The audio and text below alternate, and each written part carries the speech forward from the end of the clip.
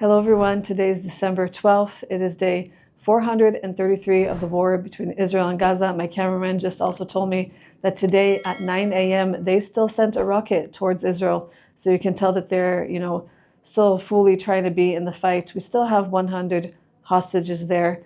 So not really good news there. But we're going to talk today about Syria and about Bibi. Here are our main articles for today. So Syria bibifnim, Syria on the inside, and then about Bibi and his trial. Lo tov liot chaver shel Bibi. It's not good to be, this is his quote, a friend of Bibi. Ze gam lo ozer, it doesn't even help. So we're going to get into all of that. Here it says, Mehatzad Hasuri, from the Syrian side, and I want to actually start with the pictures that we're going to see here. The IDF basically took over a little portion of the Syrian side of the Hermon. And you can see here, they're in one of the outposts that basically the Syrian army just up and left. They fled. And here you can see one of the, like a gas mask in one of the sort of hallways of this abandoned post that they're just, freely walking into. They also found tanks from like a very old tank from like the Soviet era. So they have, ammunition, but not as advanced as ours. And here you can see a post from the Syrian side overlooking the villages of the Golan in Israel. And it's quite an insane thing to think about after 50 years that we were there in 1974, that we are suddenly there again, sort of holding our ground against, our enemy, but it's still sort of an unknown enemy.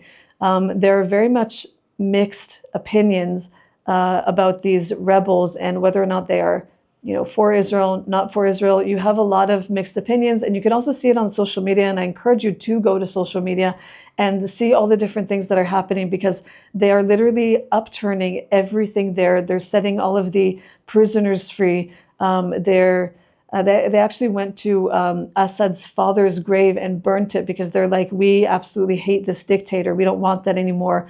I've seen Muslims and Druze and Christians coming together saying that they want to be at peace. Assad also had, he traded a lot in drugs, which he basically pocketed all that money, but it wasn't for the benefit of the people, of course. It was also in Islam, they are against drugs and alcohol and stuff like that. And so they took those drugs and they burnt it. So they're making a lot of changes. But you also hear, on the flip side, that they're on their way to Israel, they're on their way to Jerusalem, and that we should, wait for them to come. And so it's very, very mixed. And so if you're a person of faith, please pray for this situation, because Israel will hold, their ground, but we don't know what we're holding our ground for and who we're up against in that sense. So time will tell, but keep that in prayer. Before we go to Bibi Netanyahu, I want to talk about the potential hostage deal. When I say potential, you don't want to get your hopes up, because we've had so many offers on the table, but this one seems to be a bit different. And so it says here, Hitkadmut b'masar matan, an advancement, a progression in the negotiations. Yesh karega sikui liska chadasha. Right now, there is a chance for a new deal. What we're trying to do now is basically not do what Hamas is asking, which is, they'll release a few hostages here and there. They're like, no. We want all of our hostages for all of these prisoners, and that's what we want. And so the new Minister of Defense, Israel Katz, is basically standing very strong on that.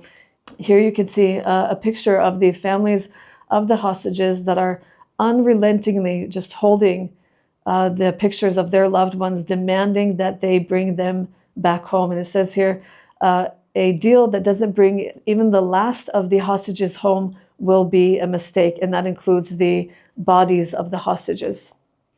Now let's talk about the ongoing trial of Bibi Netanyahu.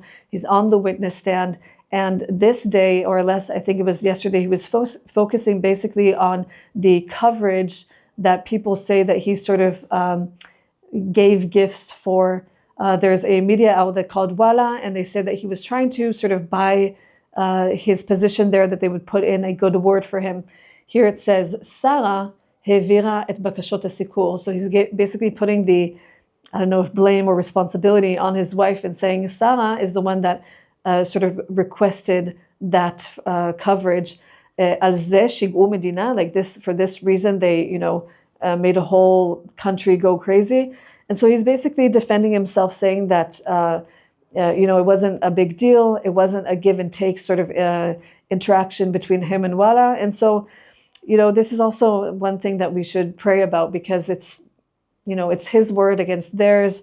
There are a lot of people that come up to the witnessing stand. And so it's a huge controversy to have a prime minister, have to defend himself for different things. And we just ask that justice will be done in this case. We're going to end our time by paying homage to this newspaper, Yediot Achronot. Every single time I say this is the newspaper that we're going to read from. And they're actually celebrating 85 years of this newspaper, which is absolutely amazing. That's longer than the rebirth of Israel since we've become an independent state again. And I just want to go through some of these things, these very pivotal moments in our history, and we can look at them together so you can see just how much has happened and just how much this newspaper has covered. So here on the first page, you can see one of the most important situations, the most important moments, Medina Ivrit, that there was a vote for the Jewish state. 33 voted for, 13 against, and 10 abstained. And then here on the second page, you can see even more incredible moments. Here you can see one from the 7th of October, Milchama Labait, the war over our home.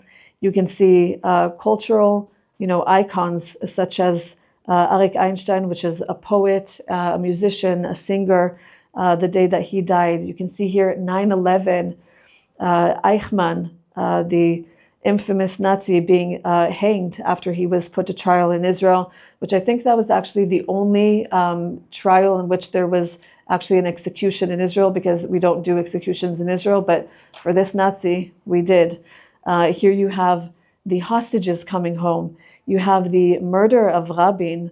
You have, I'm looking at it myself and I'm just in shock and in awe with how much we have gone through. Here you can see the pandemic, during the corona, that they put everyone in isolation. What else do you have here? We even have one of the latest ones of Syria, basically, Mizrach Tichon Chadash, the new Middle East, in which the regime of Assad has fallen, toppled over. There's just so much here. And, even the president of Israel, Yitzhak Herzog, says here that the Yediot Achronot basically took the responsibility to show the culture of Israel, and he calls it Hapsifas HaYisraeli, which is basically like the Israeli mosaic, showing a bit of everything that Israel is today. So thank you guys for watching, and thank you to Yediot Achronot. Comment down below where you're from, what you thought about today. And for more Israel-related content, go to allisrael.com. Don't forget to subscribe, hit the notification bell, and we'll see you guys in the next one.